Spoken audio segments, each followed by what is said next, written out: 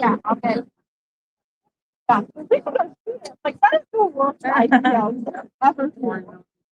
Now,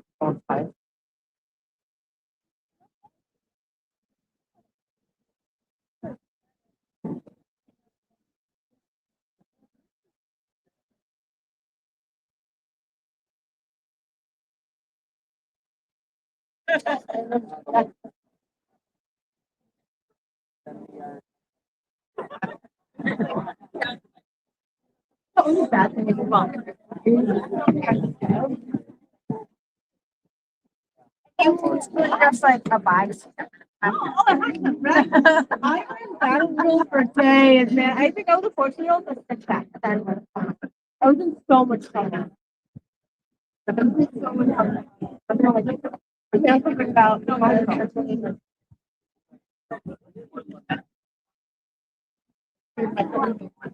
Thank you.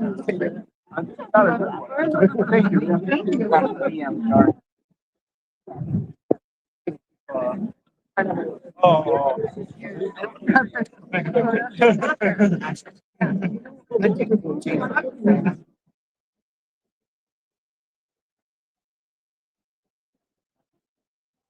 I'm from Germany. All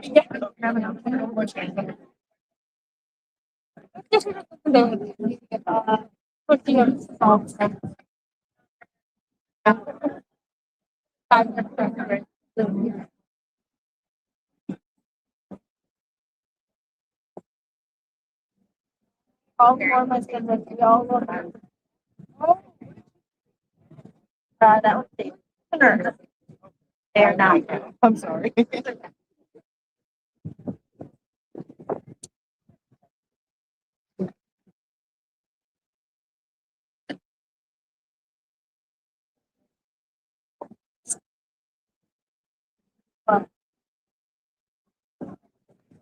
think it's $20. Yeah, I thought about it. But I'm in the hospital. I get a little allergic.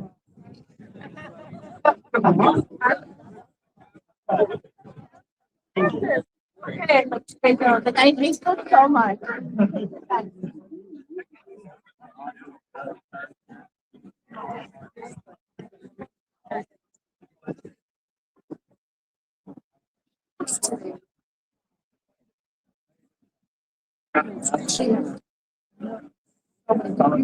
Like no. Put that out. Help her with her phone. I helped her walk by. Just help me. I'm like, oh, it's overtime. I was like, no, you're good. Have fun. You're on your own for that. I passed. You're trying to get down? No, I just trying to stand. I was like, let me move over. My final paper, I was gonna like, can I help him? No, I'd probably make it worse. That's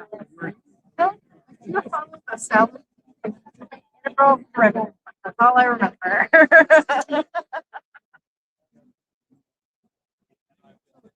Now your face down. Now you have a card.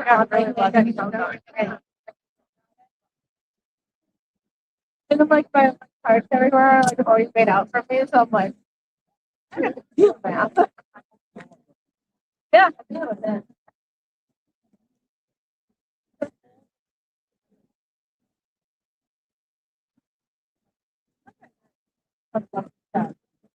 I just took all my bad things back. I never got them. I thought about that too. Before, like, I was like, I don't have all this. I've never once been like, I'm right here. I've been like, hey, what is this?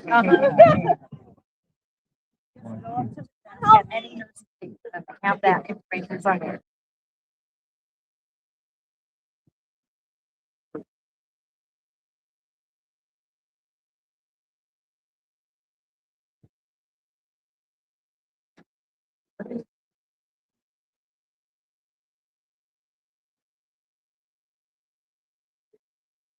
I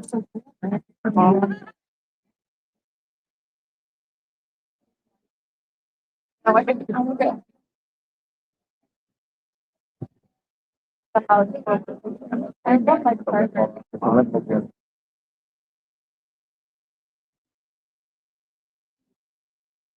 Yeah. Oh, it's good. I'm not sure how long.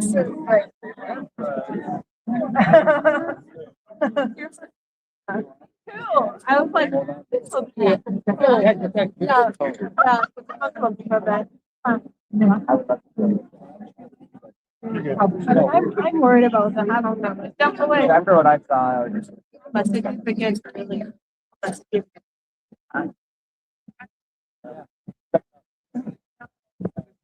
Sounds good. You too. Bye.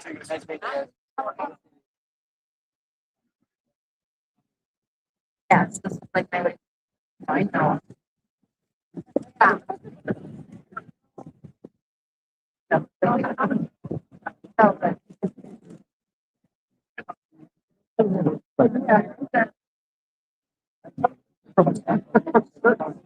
Yeah.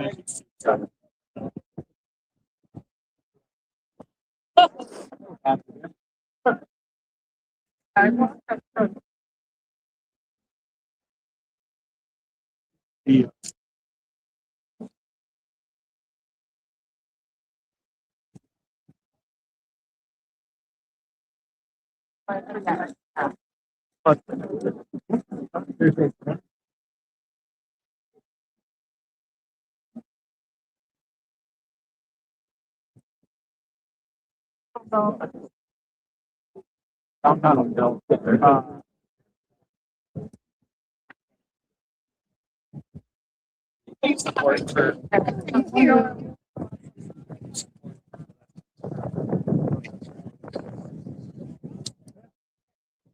Hey, more.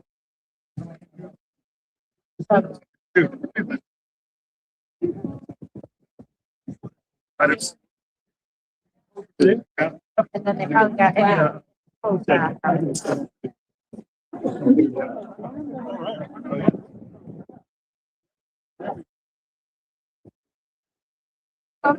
Yeah. Fine. The what's the line? Fine. No line. We're on the bridge. Actually, there are a lot of bridges. Well, there's one that says lines to like lions. Well, there's two and there's many.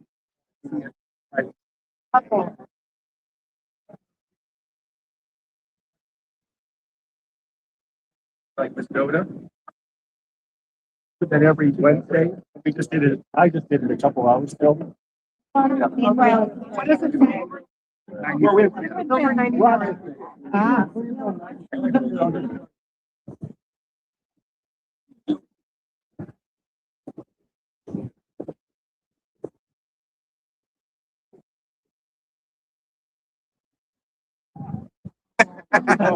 it right over there.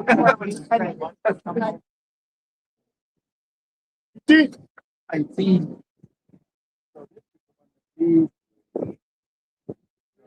Stuff.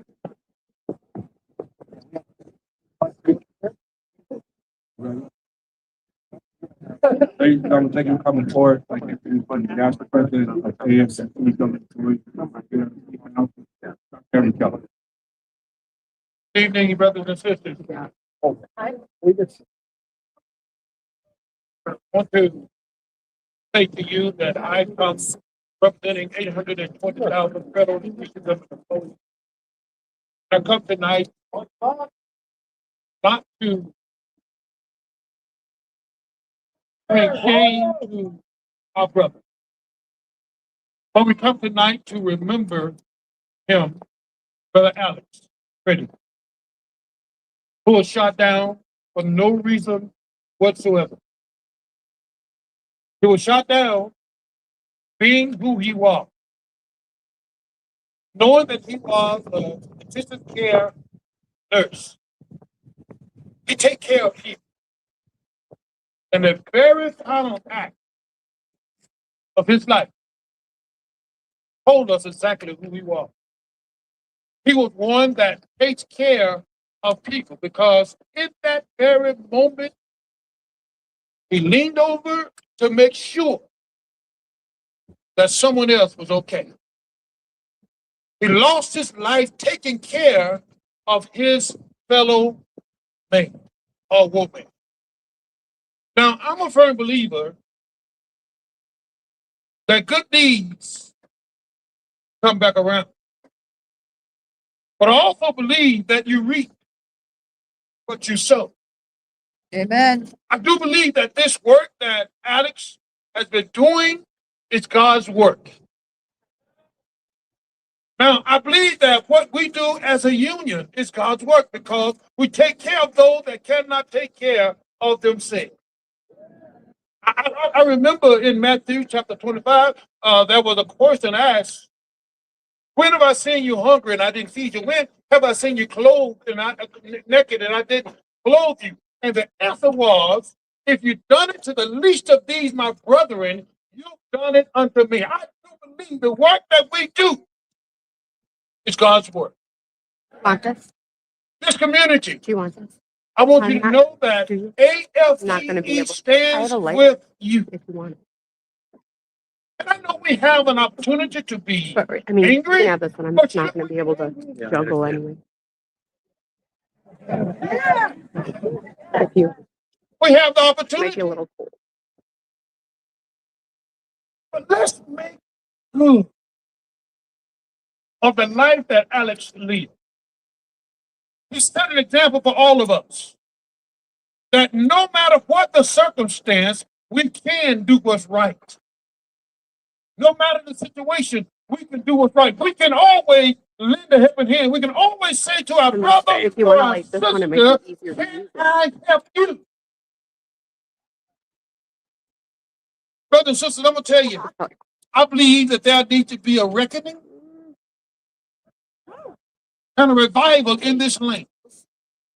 And then if you want to use I'm going to quote 2 Oh, Chronicles 7:14, and it's a promise. It says, here, if I'll just hand my them both to you. Or which are called by my name, probably not. and these people professing to be believers, yet they can turn their back on people in need. But if my people, which are called by my name, would humble themselves and pray and seek my face and turn from their wicked ways, then will hear from heaven, I will heal the land, forgive their sins. This land needs a reckoning. This land, we as a people have the power. I want to tell you that we here in this community can make a change. Are you ready to make a change? Let's make a change. It's time for us to stand up and stand for what's right. Guess what? We don't have to be militant, but we have to be consistent. Consistent in what we believe. Consistent every day, standing up for Alex every day, telling the world that we are not going to back down. We're going to continue until justice has been done. You know, I'm here and I'm hurt. But I thank God for this community that have come together to recognize the services that this brother Alex has rendered to not just this community, but to this country. I'm grateful for his leader, Brother Jacob Roman, who is the president of the local union here, 3639, who has been awesome in making sure that this brother's name does not go out in vain. We need to give a round of applause for this local. And if there's ever been a time for us to stand together, that time is right now. The power is right here on these streets. Y'all hear what I said? This is where the power is. The power is not in the wickedness in Washington, D.C. The power is right here. We got the power. We will use. Yep. And we will avenge our brother. Because we will not stand back and allow his life to be lived in vain. A fellow brother, a patriot, a nurse, one that cares we have to demonstrate our care. Let us not just remember, but let us recommit. Recommit to be that same person that Alex was, one that cares for each other.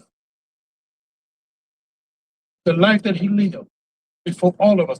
I've heard nothing but great things about him. The lies, the mistruths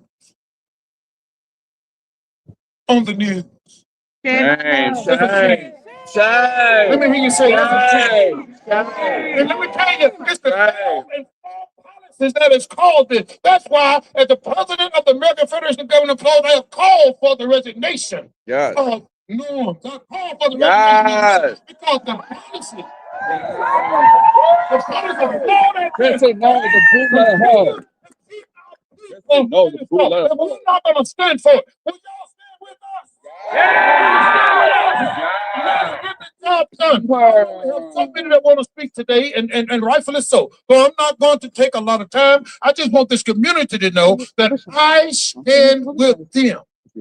I ain't stand with them. And I love them. And God loves them. Oh my God, sorry. We're so fortunate You're right now. to have with us Amy.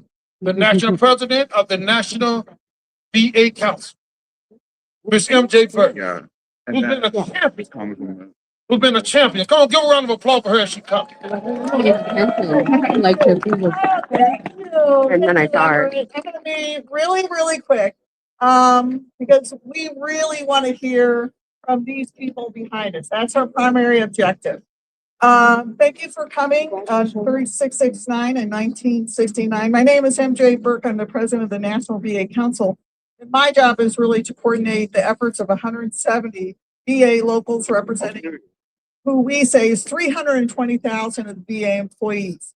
And I think I need to say straight up, I did not know Alex Pretti personally, but I have been contacted by several of our locals who asked me to convey their sentiments, sake of solidarity. They are having vigils along with us tonight at their VA properties. Oh, wow. And as fellow employees, they send the ICU people their warm thoughts in light of this tragedy. What I would like to comment, however, is that about 2 weeks ago, Alex did reach out to leadership to ask about the status of our National VA Union federal litigation. For those who may not know, the case centers around, strangely enough, free speech, separation of powers, and the right of federal employees to their constitutional freedoms without fear of reprisal. Listen, I'm a physical therapist, and I don't know much about constitutional law. But trust me, I've been listening to a lot of podcasts lately. The main thing I want to convey tonight is that I believe simply through his work with our veteran patient population, he deeply understood that freedom is not free. He understood the power behind Frederick Douglass' words. Power concedes nothing without a demand. Woo! You know, Frederick Douglass, the good buddy of Abraham Lincoln. So remember, those who choose, like Alex did, to pay union dues, please know it is not about protecting exclusive right to VA jobs. It's now about protecting shared vision of the role of government in securing our rights, both as federal employees and two, the Constitution of the United States. Alex said, let the world know he was kind. That's what they first contacted us about. Let the world know he is kind. Listen, I've been up here for 3 days. It seems like he was more than that. Not only has a new song by Bruce Springsteen, but he made one hell of a difference. Yeah. Not only to his coworkers who are going to talk about him, but to the world. Thank you so much for coming here. Thank you, MJ. Thank you. And now I want to pause parenthetically and make a note. I want everybody to take this note in. Every individual that will speak tonight will either be speaking in their own individual capacity or in their union capacity. Okay? I want everybody to understand that because this administration has gone completely crazy, trying to intimidate people, trying to fire people, trying to, I mean, you just name it and they're trying to do it. But I just want everyone to know that as they come, they're coming in their individual capacity or in a union capacity. Okay? So before we have Jacob, who's the local person, to come, we're going to have our Congresswoman to come. Come on, give a round of applause for our Congresswoman. Canada. Senator Klobuchar, thank you, everyone. Thank you. Thank you, Thank you, Roman, and mostly thank you. Thank you to Alex's coworkers, who you are about to hear from. I gotta say that once again, Minnesota is at the center of America's heartbreak. But you know what else we are? We are at the center of America's courage and hope. 50,000 strong. I was at that march. We marched and said, ICE out of Minnesota. We did it for Alex and for Renee. We also did it for that little 5-year-old that just got home today. And for the 2-year-old who got sent, and then we got him back in the middle of the night, got her back. That's what's happening across our state right now. But what I respect here, Everett, about what you're listening to with union leaders is it just shows you right now that unions, when unions are strong, the economy's strong. When unions are strong, our rights are strong. And when unions are strong, America is strong. So let's talk about Alex. And you're going to hear from people that work with him every day. But this was a guy that, and his parents asked me to say this to you about a week ago, right after he was killed. They wanted everyone to know that he was so kind-hearted, and they wanted them to know that the lies told about him, calling him a domestic terrorist, were the most hurtful thing that they could ever imagine be said about their son. Their son was a researcher early on, and he worked on research to help our veterans with Strep C, with doing things when it comes to exposure to toxics.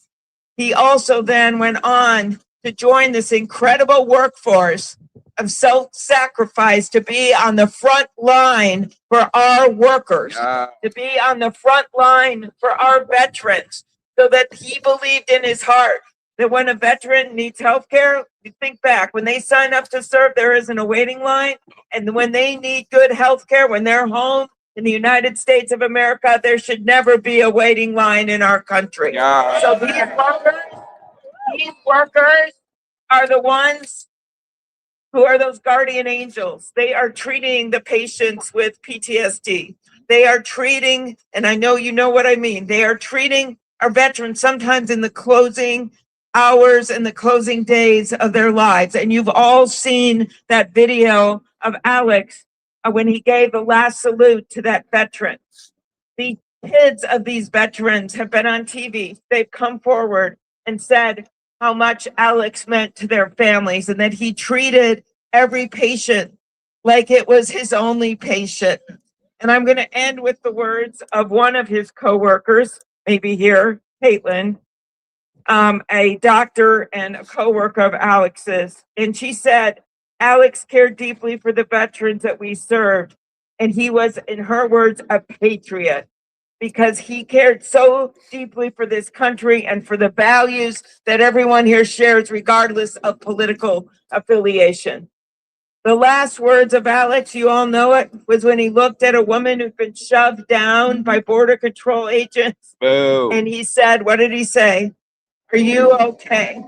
And I think we have all asked ourselves that question over the last few weeks. And the answer isn't always yes. But in Alex's name, in his name, and for what he stood for, we must get to a higher ground. We must continue to take this on. And in his name, we want to be able to say on behalf of our state and our country, when his memory and his vision and that guardian angel asks that question, are you okay? We want to be able to say to proudly for this nation because you stood up? Yes. Okay. Thank you so much. Thank you. All right, thank you so much, Senator Rotroff. We appreciate all the work that you do for all of us. Okay. At this time, I want to introduce the local president of 3669 here in Minneapolis. Jacob Roman. Jacob, who was president of Brother Alex. Okay.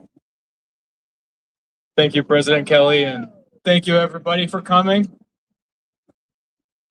Alex, he was one of our coworkers. He's also a son, a brother, an ICU nurse, and a friend to many. As we gather here tonight, I just want to thank everybody for coming out and remembering Alex and honoring his memory. This light is messing me up. I can't see. I also want to thank President Everett Kelly for being here, National VA Council President MJ Burke, District 8 National Vice President Roar Kotop, our sisters and brothers from Local 1969, our Local 3669 members, and all the speakers and union members who helped put this together. Thank you so much.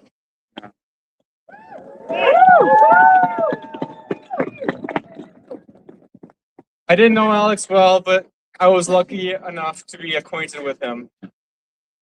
I became acquainted with Alex in my role as local union president. He was a union brother whose presence left an impression on me. Alex would come to union events as much as he could on his lunch break, if he ever got one, because he cared about our collective bargaining rights. A few days before he was taken from us, I was fortunate enough to speak with him during an evening float shift to the ICU. I can't understand what you're saying. I remember him saying, "Hey man, welcome." And the first thing he asked me was, "What's going on with the union?"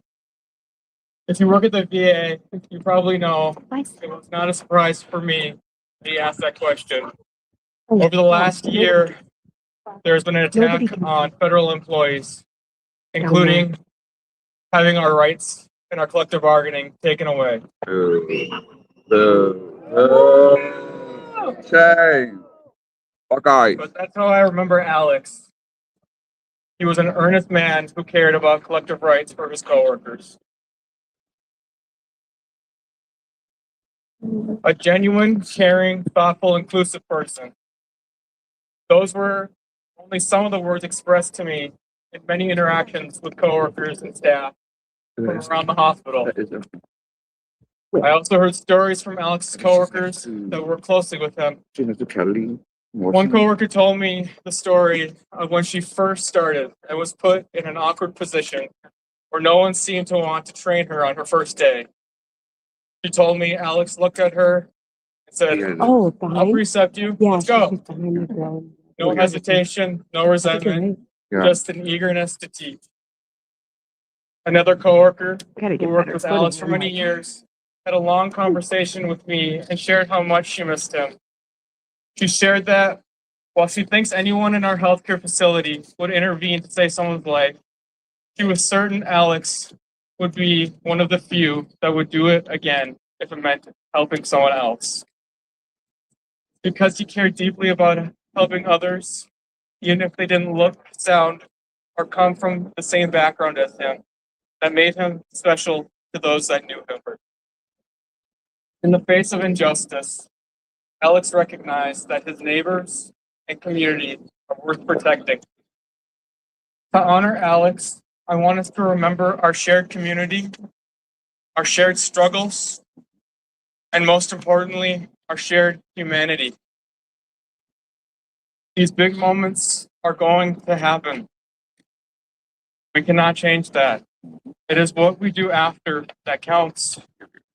Let's continue Alex's legacy by fighting for and defending our communities and for each other. Thank you. Love it, Ohio. All Right. Love you, Congresswoman Ilhan. Let's continue to pray. Love you. For Come on, you. their Maybe at the she's VA waiting Medical until Center. it takes her. At this time, we are so I don't fortunate to know. have a Congresswoman here, Congresswoman Kelly Morrison. At this time, she's going to come and share some words with us. Thank you. Maybe. Oh, no, I think. oh yeah. But. Good evening, everyone. So honored to join you all tonight. It's a solemn and a sacred night to gather together here and remember Alex Pretti, to mourn his loss and to honor his incredible legacy. To everyone who worked beside Alex, who became a better nurse or doctor, learned from his mentorship, we're missing his calm presence amidst the challenges of the ICU, who are feeling the unspeakable grief of losing their beloved son, brother, co-worker, friend, and neighbor. I want you to know that my heart is with you. We are all reeling from the pain of the injustice of this senseless killing of one of our neighbors. You know, I did part of my medical training at a VA hospital, as more than 70% of American doctors do. Yeah. So I know firsthand that no one works harder or cares more than nurses. And y'all treat most of the doctors pretty much all they know too. You know what I'm talking about. But VA nurses are particularly special. They are the backbone of the entire operation. They are fearless and they are compassionate and they care deeply. And that's what sounds like, and I didn't have the honor, but that sounds exactly who Alex was. Someone who dedicated his life and his career to being a caregiver, who answered the sacred call to serve our veterans, who is devoted to helping people heal. He was the best of us. And I believe that Alex will go down in history as a true American hero. Through his courage, his passionate commitment to caring for others, and until his literal last breath, always trying to do whatever he can to help and protect others. Alex's valiant efforts helped expose to our country and to the world what was happening here in Minnesota. Sorry, guys. The I'm gonna atrocities, raise up my the camera so cruelty, that the brutality, this light doesn't the mess with it as lawlessness, much. the constitutional and civil rights violations. And Alex is part of a huge network of Minnesotans stepping up to care for and protect their neighbors. That's right. Yeah, Minnesota.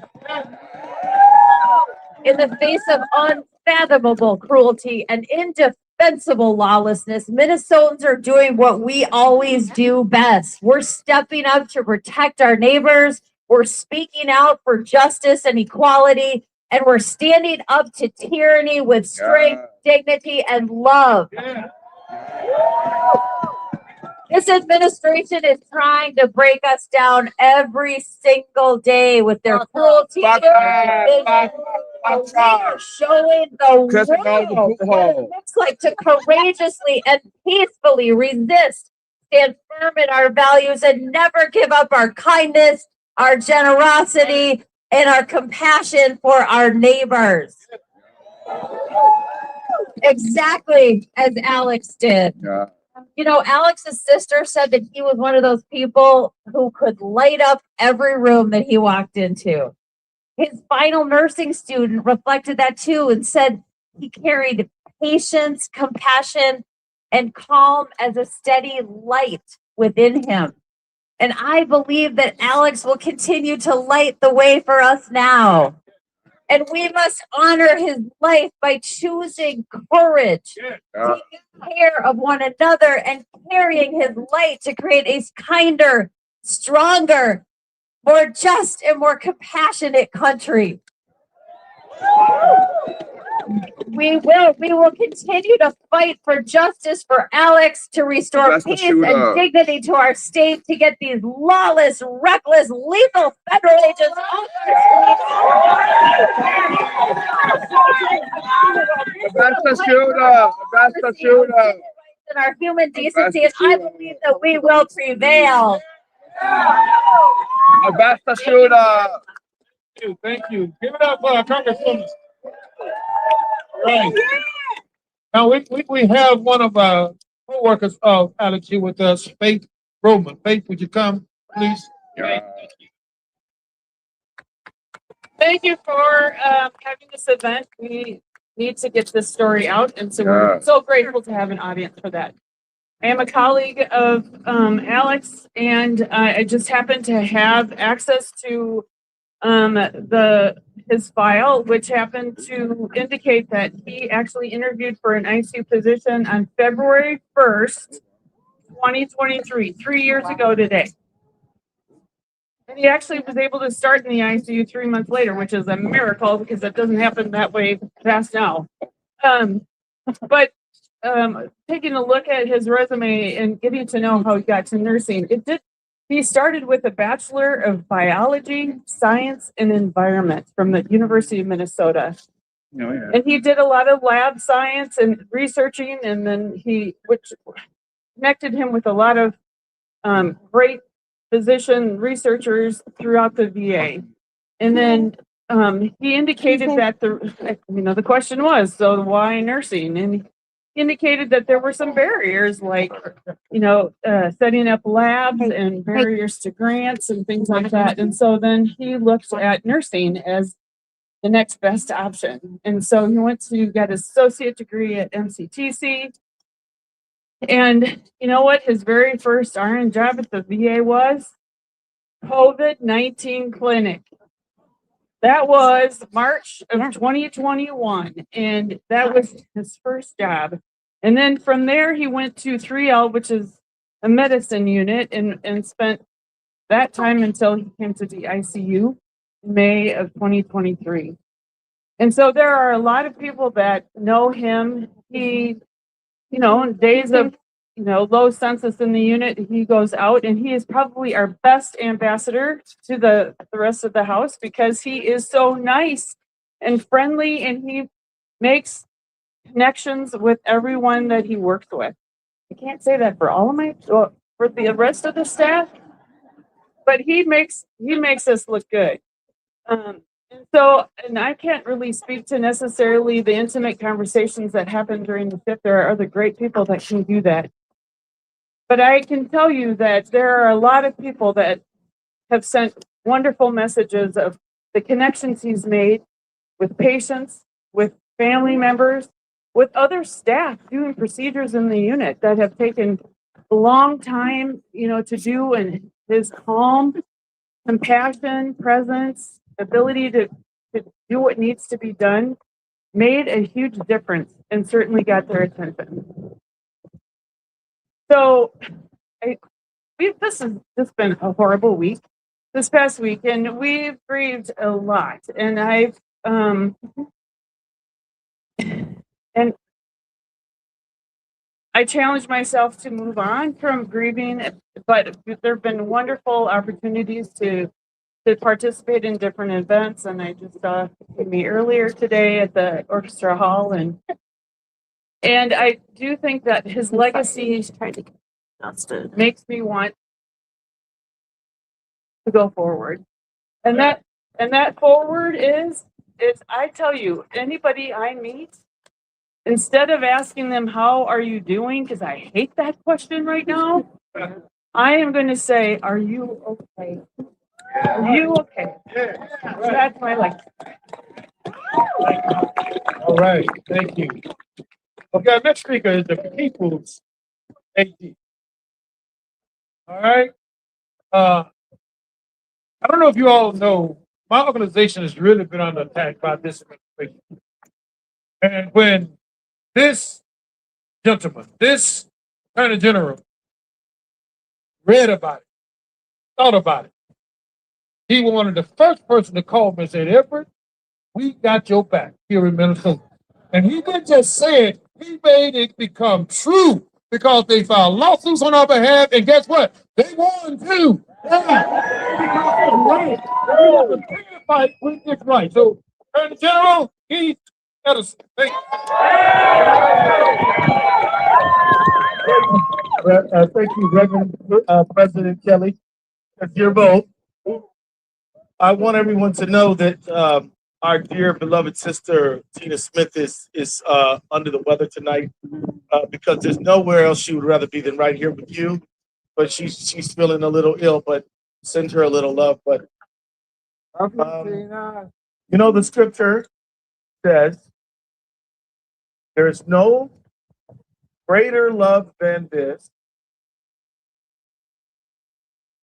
He who lays his or her life down for his friends. No greater love than this. He who lays his life down for his friends. And for a nurse, giving your all, giving your life is just a daily routine. Giving all that you have to help others be better is what nurses do every day. But Alex Pretti, not only did he give his life to the health of all, and everyone was his friend. Pretty solid At a one. critical moment, this woman No, it's fine. I know it's reflex. ground. I'm good. He I'm gave his planted life well. I don't think he got up in the morning thinking that this was his last day.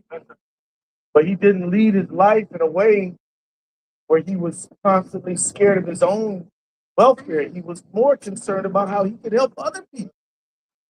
He was more concerned about what can I do to help you. Not what I'm worried about what's going to happen to me. I'm worried about what's going to happen to you. And so when he saw that lady thrown to the ground, he could only do what he's always done. He could only do what he has always done. Try to help. And for that sacrificial act, he was shot down and killed. We all know, saw it.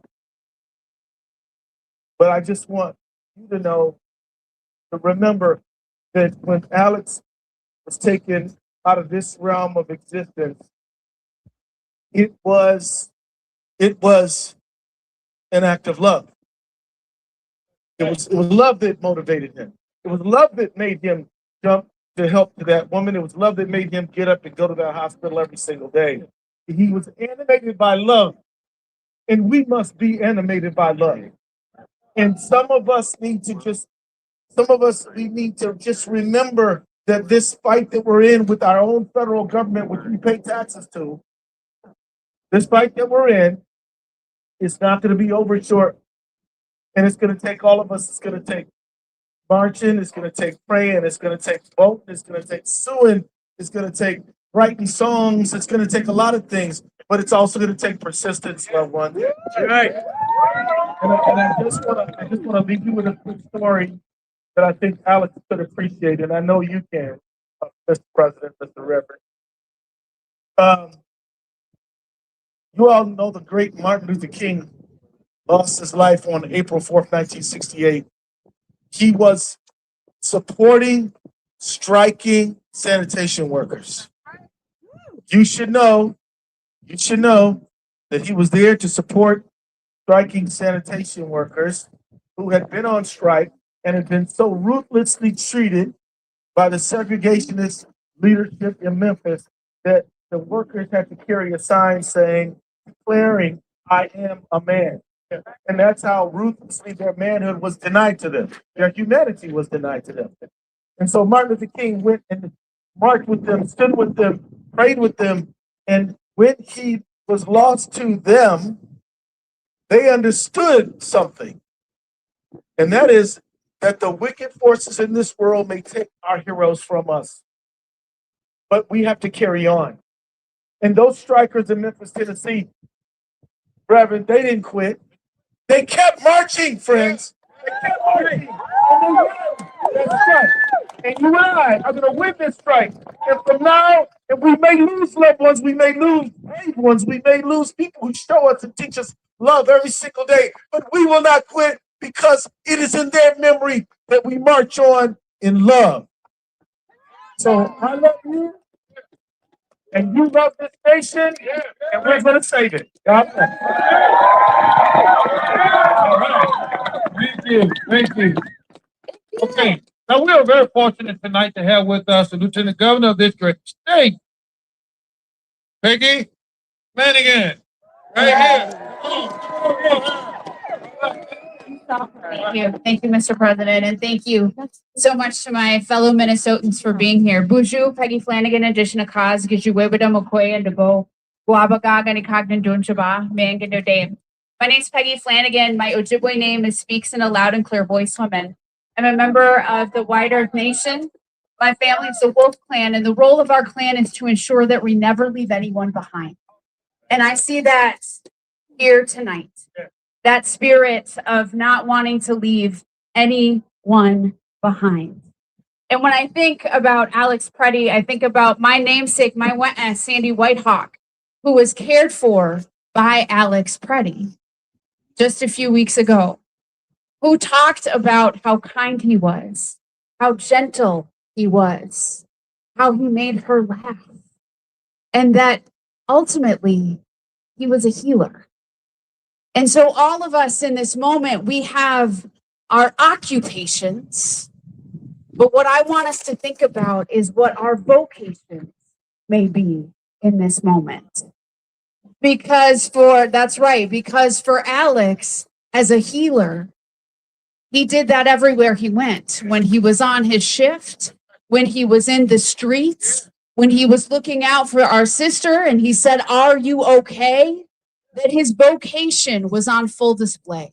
And so as Minnesotans in this moment, when people have underestimated us, they do not know that our vocation every day as we live and we breathe is to care for each other, to stand up for our neighbor, to be unwavering in our love for our fellow man or woman or person in this time. And so I know that you are tired. I know that you are exhausted. And I will say what Alex has taught us is that this isn't a sprint and it's not even a marathon. That's right. This is a relay, friends. And so that we do the work until we cannot do it, and then we pick it up and we continue to do the work for each other. So please take care of yourselves and take care of your spirits. And know that what the federal government, what the Trump administration has laid upon our doorstep, long after ICE and CPB is out of our streets, there will be need for restoration and for healing. And that our expectation is that will be delivered here to the people of Minnesota, because we are going to fight for it, because we will continue to look out for one another and to ask for what we need and for what we deserve. In the name of Alex and everyone else that we have lost, but for that fighting spirit, for the healers who work in this building every single day. So please take care of yourselves and take care of your spirits. We've got one another. We will hold one another up. Thank you for sharing your friend Alex with all of us. See you guys. Okay. Listen, brothers and sisters, at this time, I want to bring our own National Vice President of Women's Affairs Practices up. He is one that's fighting civil rights for all across this country. And so, Brother Dr. Kendrick Robertson is going to come at this time and give a word. And after that, we're going to have a council member. Okay? Thank you, everybody, for being here. Alex, one of our members at AFP, as you all know, and seeing him killed, the way in which he was killed, all of that, it was so infuriating. Just like all of you, we sat here and we kept questioning, why is this happening? We kept questioning, why is this happening? We kept trying to figure out why this administration keeps creating the conditions for these things to occur. Because if we point the finger where it needs to be pointed, this administration continues to put us in conditions, not just here in Minnesota, but all across the country, that makes this not work, that puts our people in jeopardy, that has our people killed. And we are going to keep fighting, because one thing is for sure, we know that this administration has been trying to traumatize the federal workforce since they've been in office. And that's not just my words, right? They're leader of their Office of Management and Budget, Russell Vogt, he got up there and he said in his own words, we got him in HD.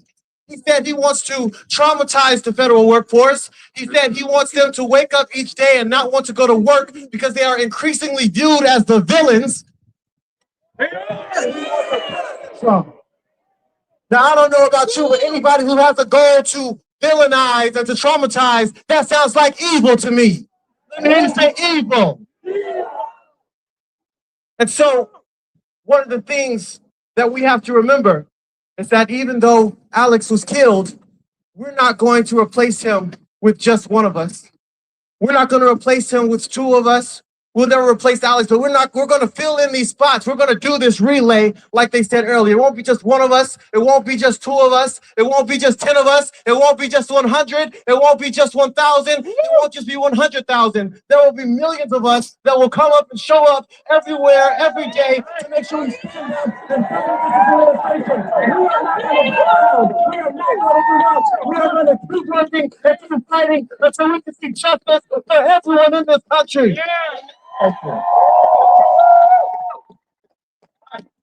Okay, thank you. At this time, we are very fortunate to have a council member here, Soren Stevenson. Thank you for coming. Thank you for being a part. Thank you. My name is Soren Stevenson. I am the Minneapolis City Council member in Ward 8, which is where Alex lived. I never had the privilege of knowing Alex, but I do know two things. Before I was elected, I was an AFSCME member, and so I know public employees, and I know that the floor would fall out from under us if we didn't have our public employees and we didn't have the youth to represent. The work that you and that we do is absolutely vital for people's lives to move forward. We saw this with Alex being in the ICU. I saw it working on the streets with homeless people. The floor would fall out from people who need us the most. And so I see your labor, and I see what Alex was doing, and we need more of that in this country. The other thing I know is I know nurses. In 2020, I was shot by a Minneapolis police officer with a rubber bullet, and I lost my left eye. And so I spent a little time in the ICU myself. And as I was laying there in the middle of the night, it was during COVID, and so my family couldn't come visit me.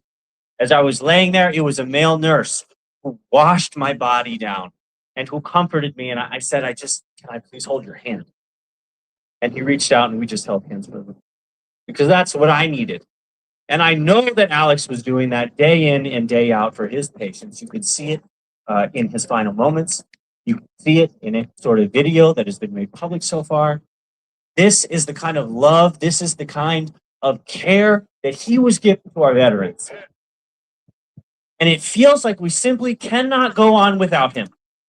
It does feel that way. And in a certain way, we did lose. We lost something so precious. And so the tapestry that Alex was a part of, it is torn. But we have a chance now to repair that tapestry with something a little different, but something still beautiful, but imbued with pain. And that's us stepping forward and saying the love that Alex brought forward, the care that Alex brought forward, I can do one step of it. I can't do all of it. We can't make up for him entirely. But each one of us, we can take one more step, one more thing, whether it's joining one more observing shift, or whether it's loving a little deeper our patients in the VA.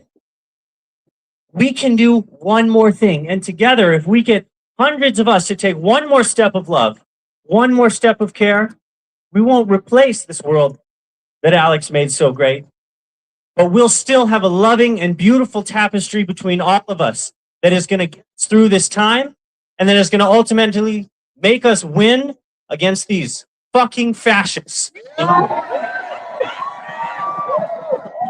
it's that love that's going to get us through, and it's that love that is going to have us caring for each other long after they're gone. So thank you for having me, and keep up the good work.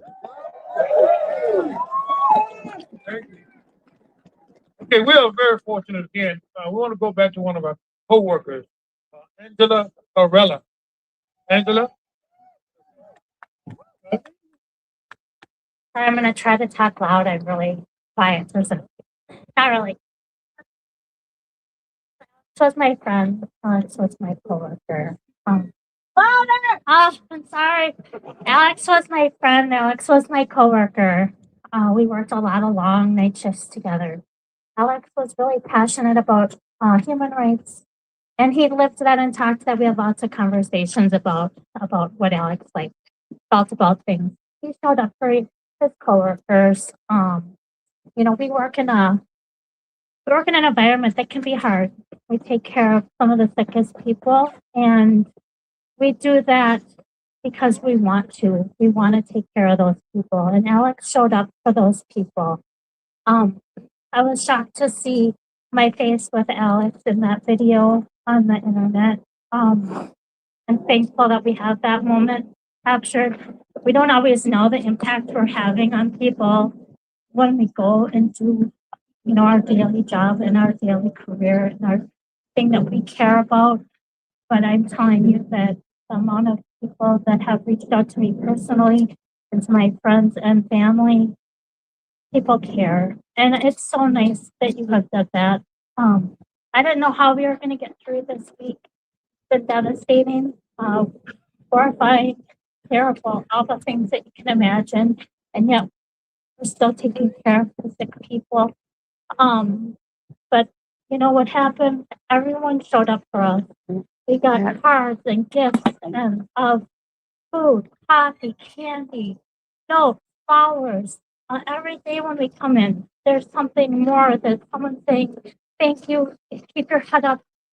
Thank you for doing this, Alex. Meant a lot to us, and I know he meant a lot to you. And all of those little hugs from you all that What is that? us has got us through this week. I don't know where we were going to be.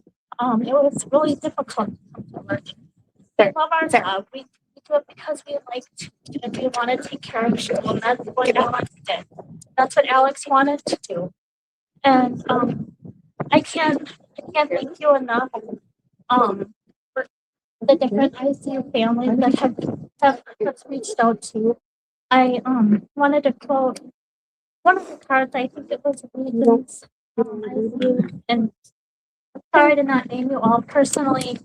I know, like the University of Minnesota ICU teams and Fairview and Essentia and Masonic and Reasons, and everybody has reached out. And you feel that like just a small gesture, but that was just Sorry, a hug. I'm moving so much. I'm balancing on a snowbank. So much.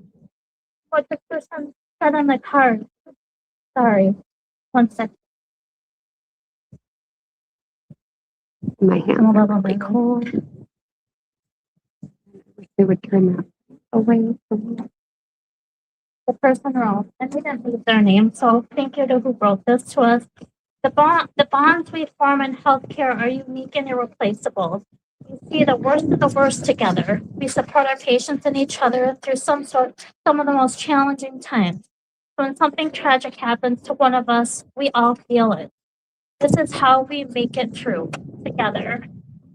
And that's the truth. I really wish they would turn that big ass light off. Here, keeping Alex's voice, his care, Turn it back. he lived to help others, and that's what he did. And we were so fortunate to know him and have him as a friend and to care for him intimately on a daily basis. We relied on him, and he relied on us, and that's our family. And we were broken without him, and then we miss him. And I just thank you all. Angela. We don't have a co-worker here. Josh Green, who is the sergeant on for the local union here. Give Josh a hand as he comes. All right, Josh. Thank everyone for coming tonight. I did know Alex Pretti on a somewhat personal level as a colleague of his, but I'm choosing tonight to read the words of one of his coworkers that knew him just a little bit better than I did, and unfortunately could not be here. Alex. I knew Alex only through our lengthy conversations at work over the last few years. We did not spend time together outside of these walls, both being introverted and proud of the space we created between work and home. But we did dream together about our ideal world in the wee hours of the night for a task-filled nature of the day shift.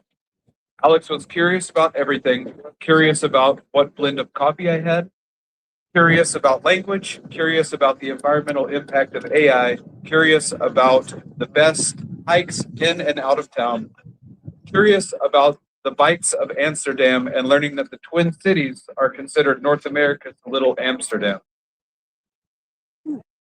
because they're completely connected by bike paths.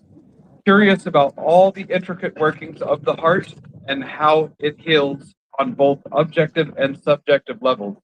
Curious about the long-term side effects of caffeine on the central nervous system, which would immediately send us to diving into PubMed to prove to one another that we could justify our obscene consumption of black coffee. Curious about how long it took to get non-canteen sushi for lunch. Curious why so many of us complained about not having time to sit because he insisted on his workers' rights for himself. He'd say, I got this, just go take a break. Alex and I both worked in cancer research, though in very different capacities. We were both musicians. We discussed the impact of music on activating the parasympathetic nervous system in clinical trials for late-stage cancer. Alex may not have been a millennial, but he certainly had some Gen X DNA. He was an informed and socially conscious idealist, but colored with a touch of Gen X's staunch persistence, realism, self-reliance, and work-life balance.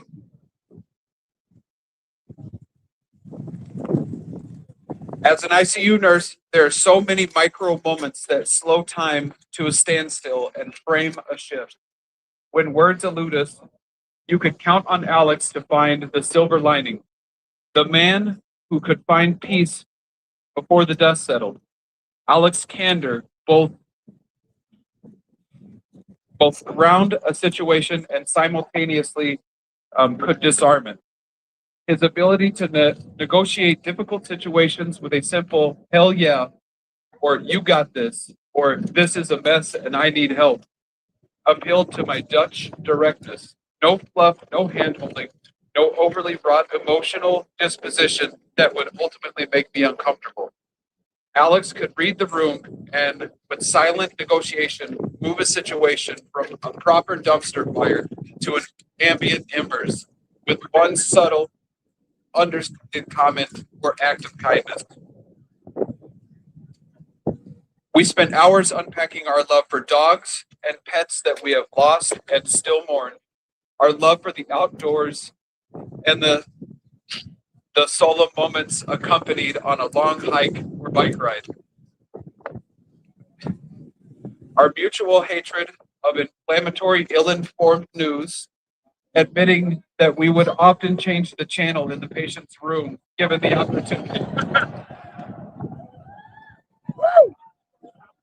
Alex never shied away from political banter with patients or colleagues, but Alex's perspective would occasionally force others to consider their own cultural paradigms.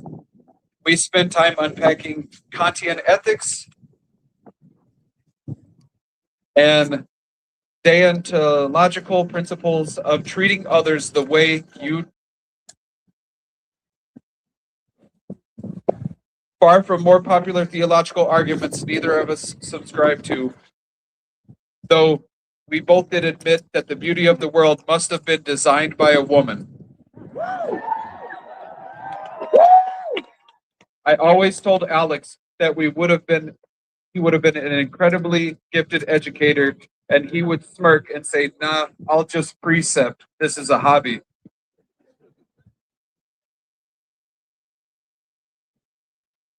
Alex didn't research the unknown to be smarter than those around him, or to change people's minds or hearts. His intellectual curiosity was an intrinsic part of who he was, anchored in his DNA.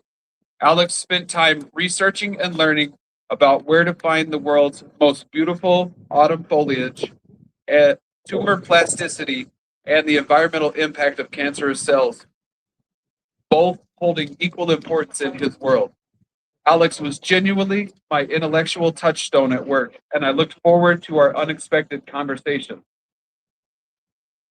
And this was the poetry of Pretti, an unassuming intellectual and inevitably flawed man, an unwavering advocate of justice and equity, and unimaginably generous and dedicated neighbor and colleague to those in his presence.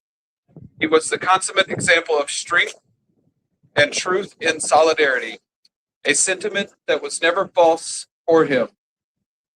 The last conversation I had with Alex was on a night shift, him sitting in his signature black scrubs with his feet up on the candy drawer. We discussed dogs, being an aunt or uncle, and where we'd have the most modest home if we had won the Powerball. Alex had found a dog on Pet Finder. He just wasn't quite ready to adopt or rescue again after losing Jewel, his dog, but found that looking helped his heart heal more each time, each day. We talked about our top 5 places that we would like to live, and they were all centered around the proximity to his family and to outdoor adventures. We discussed our love for being an aunt and uncle. Alex wasn't flashy, and he didn't subscribe to capitalist ideology. He was grounded in his love of community and justice. I will miss Alex. I will miss him popping into the 5 in 5 meeting just a little too late to go unnoticed. I will miss his witticism and his signature phrases. I will miss his colorful skill in redirecting a confused patient. I will miss seeing him unpack the inner workings of bedside nursing to new students making their way through clinical rotations. I will miss his uncanny ability to qualify the feeling of flipping back and forth between days and nights, something only a handful of us still do. I will miss him humble bragging about his great vasculature as I have to pull out an ultrasound to place an IV in a patient. But I will mostly miss his legacy of earnestness and advocacy on all levels for his patients, his beliefs, his neighbors, his family, Mother Nature, science, music, and all contributing factors that make the world a more just and more beautiful place to live in. Thank you for being a hero, the hero you were, and continue to be for the people around the world. We didn't think we'd ever lose you that day, but your legacy of resistance and community is not lost on us. You've inspired and motivated the entire world with your final words. Are you okay? We are not okay. Thank you for remembering us. It's our job to mobilize and make things okay. We will resist and rise in power in honor of your legacy you leave behind. I hope you find a peaceful rest and a healed heart. Goodbye, my dear friend, Kelly. I have another colleague, Jessica, come please. Okay. I will try to keep this brief because I know in Minnesota fashion, nobody can fill their toes.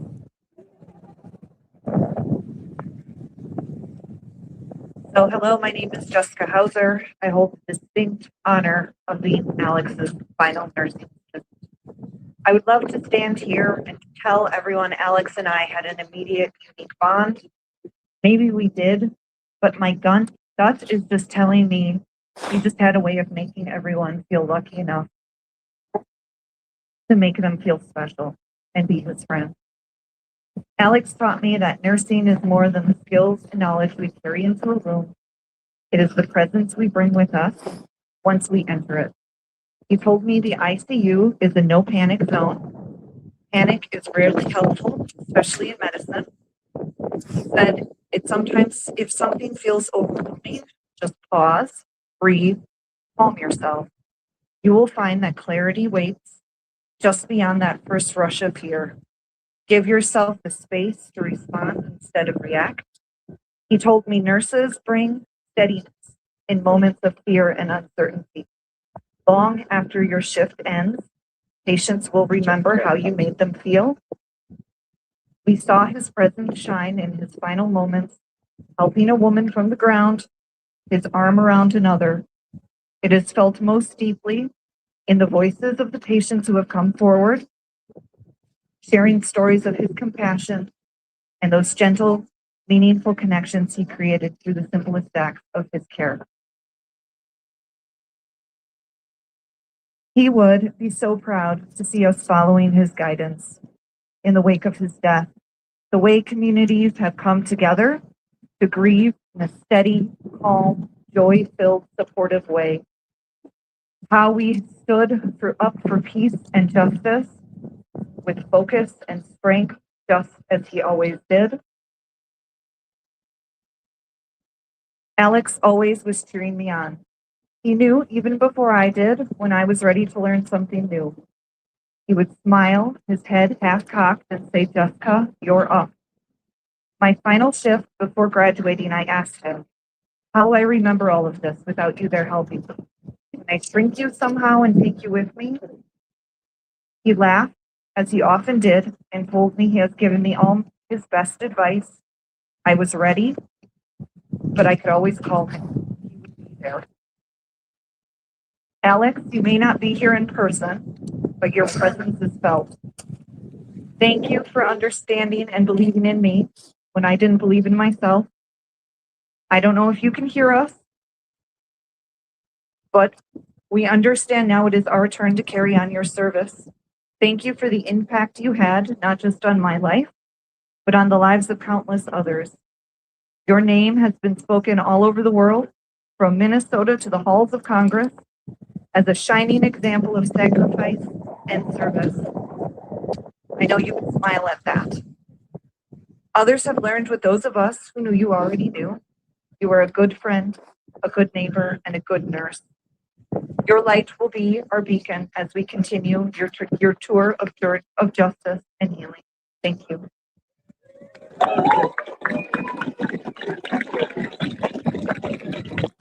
Next, we have the National Vice President of FTE District 8 here, Brother Rob Houghton. He is the National Vice President for this region, Brother Rob.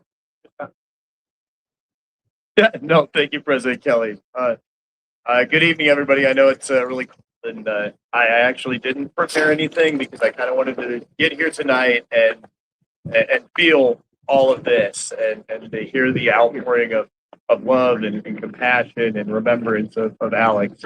I didn't get the pleasure to know him like so many of these wonderful people did, and I'm kind of jealous of you all for being able to know this guy. But yeah, so this is I'm a proud Minnesotan. I'm really proud to be here and to represent this area and the VA employees that do such great work and gave such meaning to Alex's life. And we're so grateful that he was here as a nurse in the ICU and at the VA. I don't really have anything else beyond that other than it's very humbling tonight to see so many people braving the cold on a Sunday evening to acknowledge Alex and to remember him. And I think it says a lot about the impact that he's had on all of us that we're here and we're not going away, and it's cold, and speaking out about the injustices and trying to change the world to fix so many of these wrongs. And our resolve is not broken. Our hearts are broken right now, but our resolve is not. In fact, it's stronger than I think it was before. Again, I thank so many of you for being here tonight, and I appreciate that and all the hard work that went into this. So I'm gonna be the guy that does the thank yous, right? So everybody here, our friends, the Teamsters coming out and being here to support us. And so much of our AFG staff and the VA Council and the Locals 1969 and 3669 for putting all of this together on such short notice and doing this on a Sunday evening. I know we have some more speakers, so I don't want to take too much more time, but also wanted to acknowledge Katie Connolly came out from Congresswoman Betty McCollum's office. They sent a letter over, and we do really appreciate Congresswoman McCollum and Katie for being here as well. But with that, I'll stop babbling. But thank you, President Kelly, for being here as well, brother. I appreciate you. Okay, we have another colleague, Sister Betty Hatfield, come and help the work.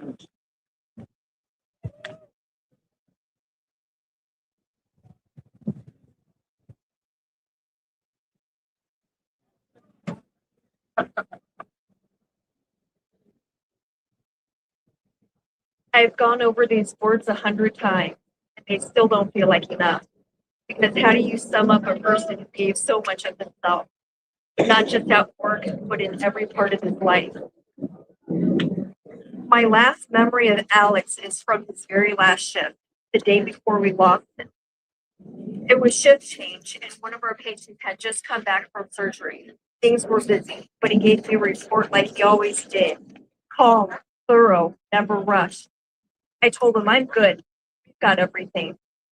A little while later, after his shift had already ended, after he could have gone home, he came back to me while I was still settling that patient. He said, I gave the other patient his scheduled medications for you. Don't worry about it. You stay here and you get this one settled. He stayed late, not because he had to, not for recognition, but because that's who he was. His priority was his patients, his coworkers, and the veterans we cared for. It was never about him. It was always about taking care of someone else. That's what Alex did every single day. He gave his time. He gave his energy. He gave his heart to others, and ultimately, he gave his life. I don't think he ever truly understood how much of an impact he made. But look around. Look at all of us here. Look at the lives he touched. Patients, coworkers, friends, family. People who felt seen and protected because of the kind of person he was. He believed in standing up for people, believed in helping those who were overlooked, pushed aside, or treated unfairly. And he lived that belief passionately and consistently in the way he cared for others every single day. I will always remember him walking back to help me, even when he didn't have to. That small moment says everything about who he was. We will miss him. I will miss giving and receiving reward with him. I will miss his positive attitude that always started and ended my shift on a better note. Alex made a difference, a real one, and as long as we keep telling the truth about who he was, kind, brave, and endlessly giving, he will always be remembered. I think it's He will never be forgotten.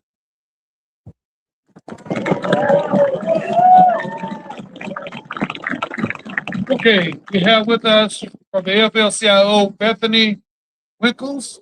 Okay, Bethany, thank you for being with us tonight. Sorry, guys. Thank you so much, President Kelly. Good evening, everybody. My name is Bethany Winkles. I am the Secretary Treasurer of the Minnesota AFL-CIO, our state's labor federation of more than 1,000 local unions who represent over 300,000 working people across our state. This evening, President Burnham is unable to join us, but I wanted to start with some words that she shared at a vigil we held last week. We are gathered here first and foremost to remember our union brother, Alex Jeffrey Pretti, a member of Local 3669 of the American Federation of Government Employees. While I didn't know Alex from everything we've learned about him, I wish I had known him. Everyone who spoke of him spoke of a man who cared deeply about his nation, his state, his community, the people he mentored, and the veterans he served every day as an ICU nurse at the Minneapolis VA hospital. It was that deep care for his fellow Minnesotans that brought him to Nicollet Avenue on Saturday morning. Losing Alex diminishes us as a nation, a state, and a labor movement. The worst part of all of this is that he didn't have to die. He died because Minnesota is under siege. We're under siege by a poorly trained armed force in our neighborhoods whose leaders encouraged the kind of behavior that cost both Alex and Renee Good their lives. Shame! This evening, we're mourning for Alex, and we have been able to hear directly from his AFGE union family to learn more about the person that he was. But we will also do what we hope Alex would have wanted us to do, by taking our grief and translating it into action. And with that, I want to lift up three things that I think are important for us as we commit not just to justice for today, but into the future and for the protection of our constitutional democracy and the rights that we are all fighting for and Alex died for. First of all, ICE out now. The harm, the violence, the pain, the cruelty needs to stop. None of this could have been prevented by any cooperation. The only thing that could have prevented the violence is if the perpetrators had put down their weapons, put down their arms, stopped breaking windows, stopped terrorizing families, and the people that are to blame for that violence are exactly who we know they are. That is why, in addition to getting ICE out immediately, we have to ensure that they don't take this horror show into any other jurisdiction or any other community. We will not allow for Minnesota to be the proving ground for these horrific tactics to be taken across our nation. They invaded a winter people in winter, and we will not surrender. We need to make sure that in this window of time, when we have the federal government paying attention and Republicans finally starting to acknowledge the truth of the cruelty and harm that this administration has wrought, that they are unable to move forward any more propaganda that allows status quo and practices as usual. We need to, as Tina Smith said in her op-ed in the New York Times, tear ICE down to the studs. We are done with having a cruel, unaccountable administration use this secret police to enforce immigration laws that in and of themselves need deep reform. Finally, and most importantly tonight, as we talk about Alex and remember him, we need to fight for justice. We need to fight to rebuild. We need to fight for truth and reconciliation so that the people who died here, the people who were harmed here, cannot be turned into one more piece of the propaganda wheel that said that January 6th was a peaceful protest. We know the truth. And we need to make sure that there is only one truth in this country about what happened here in Minneapolis, here in Minnesota, and that we are not going to allow for our brother Alex to be dragged through the mud by Noam, Miller, or anyone else who dares to put his name in their dirty mouths. We are here together now. We need to commit to staying together as we fight for all of those lanes. This country does not have a history of acknowledging its harm. We know that what was done to the treaties of the Native Americans, what was done to enslaved Africans, what was done to Native school children in schoolrooms and boarding schools, none of this has been fully accounted for. We need to look at Canada. We need to look at Germany. We need to make space for the idea that victims cannot be re-victimized by being doubted about the horrors that they were put through by our government. So commit with me tonight to stand up with Alex, for all of us, and ensure that we are fighting for the country that we deserve. Thank you. All right. Okay. We are very fortunate to have with us one of our vice presidents of the NJC, Ms. Barbara Casanova. Barbara. Good evening, everybody. I'm Barbara Casanova. I'm from Little Rock, Arkansas. So y'all be easy on my delicate self. Not used to this weather. I'm really humbled to be here with the true heroes behind Alex. It's this ICU group. MJ and I, our president, we had the pleasure of spending time with that group. Not one person in that ICU spoke any evil. But what was really horrendous is shame on VA. They have not been given a proper chance to grieve, to contact Alex's family and say, we loved your son. We loved Alex. What kind of violation of that is that? That is shame on the VA. And thank you for these coworkers who come out here and spoke up for their coworker, for doing a kind deed. And one thing that is, we are living history, brothers and sisters. And Trump is living proof that more is not better. Only better is better. And Minnesota is better. These people here is better. And I challenge the way that you can stand up. We have been hit hard in the federal government, particularly VA. Minneapolis has always been a shining beacon within all of our locals. They've been hit hard. All of us have been hit hard. Our membership is down. If you want to stand up, if you don't belong to a union and you can, go join it, especially in the federal government. Stand together. Thank you, brothers and sisters.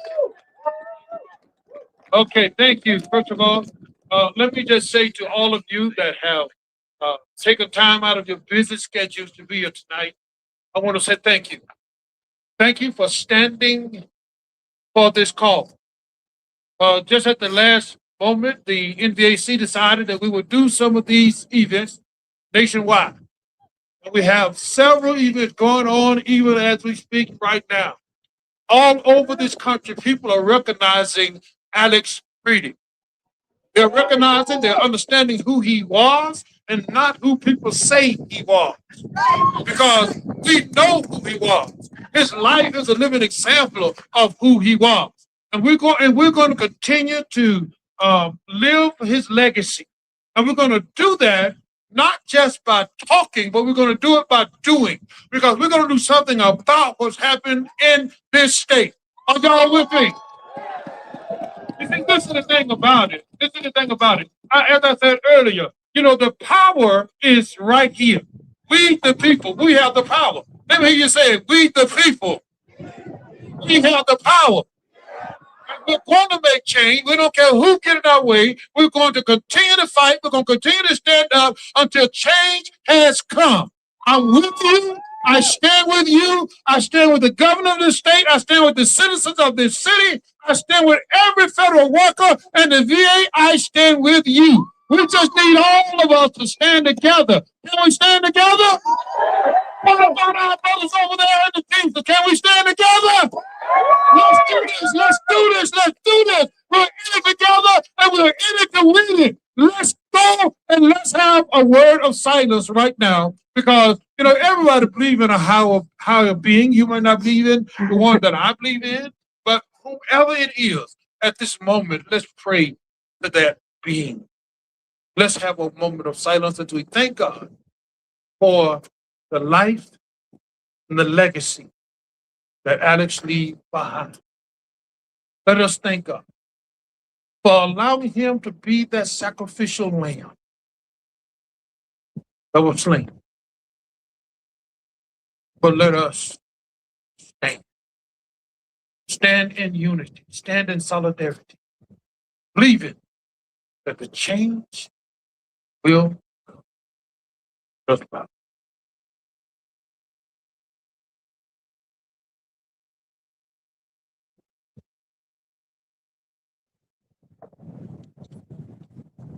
Thank you. Good night. I love you. I love you. I love you.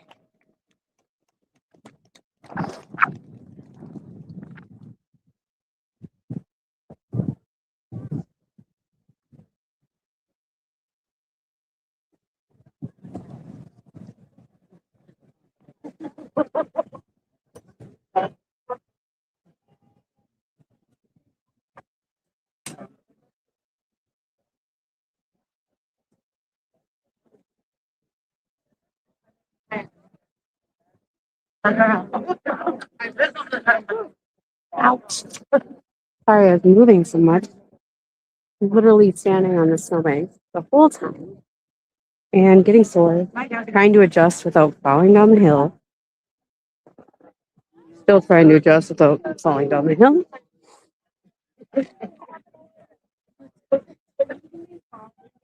There we go. That's the other guy. That's the other guy.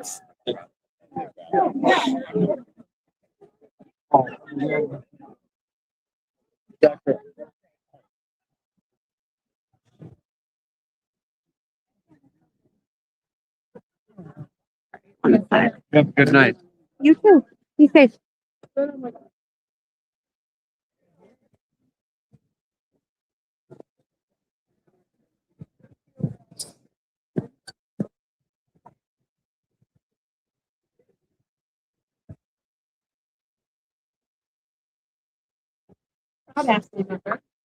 And so I was on the call with Bernie, when she read what the AFL-CIO secretary read. Oh yeah. I was there when she was speaking. Oh, wow. Last week. And then the president of the local. Yeah. I'm trying to see. Yeah, oh, I just put it. Where do you live? Oh, Ohio? Oh, yeah. Okay. Oh, okay. Yeah. I'm not.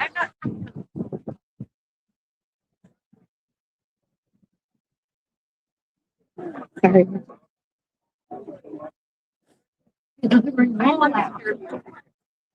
So I work mainly with adults. I think he's up there. Okay. I'll go get in the middle. Everybody was chatting over here. Kidding. I won't do that. That would be, I'm good at being obnoxious, but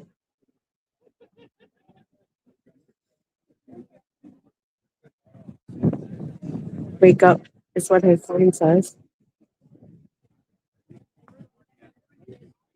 Right.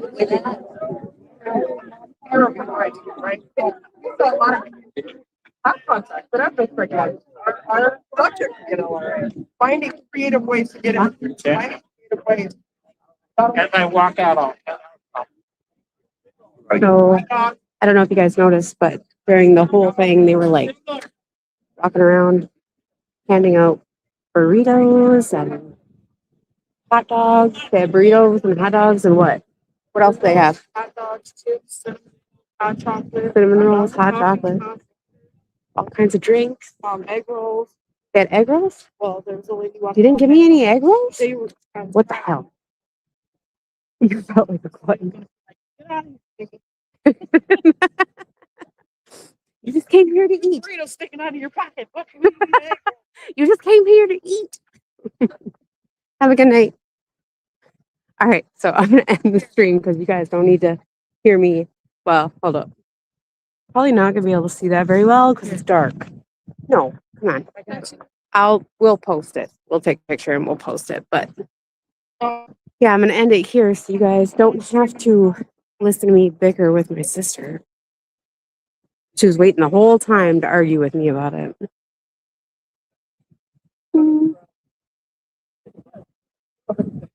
Very generous. So stop moving.